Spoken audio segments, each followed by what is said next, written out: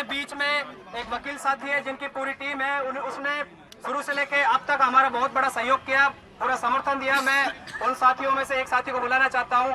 साथी मोहम्मद कासिम वकील साहब हमारे बीच में आए और इस आंदोलन को अपनी दिशा निर्देश दें। धन्यवाद साथियों जो मुझे यहाँ बुलाकर बोलने का मौका दिया, लेकिन मैं यहाँ पर ज्यादा टाइम आप लोगों का खराब नहीं करूंगा।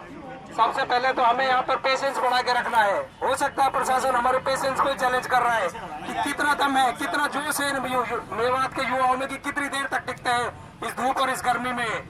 हमें टिकना है, चाहे सुबह से शाम हो जाए, हमें यहाँ पर ऐसे कैसे बिल्कुल बैठे रहना है। एक मिनट के लिए भी हिलना नहीं है, ना हमें किसी फोटोग्राफी की जरूरत है, ना सेल्फी की जरूरत है। बिल्कुल इसी जोश में, इसी अंदाज में, इन्हीं नारों के साथ में हमें यहाँ पर शाम तक टिके रहना है। अगर प्रशासन शाम तक हमारा इंतजार कराएगा तो हम शाम तक बिल्कुल इसी तरह से रुके रहेंगे। ये बताने की जरूरत नहीं है कि हम यहाँ पर क्यों इकट्ठे हुए हैं। सबको पता है कि भाई पहलू खान की ये तथाकथित गोरक्षकों द्वारा, जो अपने आप को गोरक्षक बताते हैं, इनके द्वारा हत्या की गई है।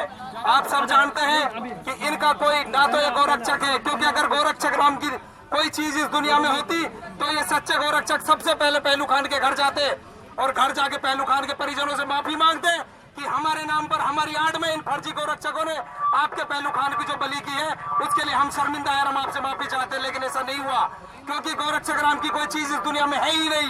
ये सिर्फ अपना धंधा चलाते हैं इस गोरक्षा की आड़ में।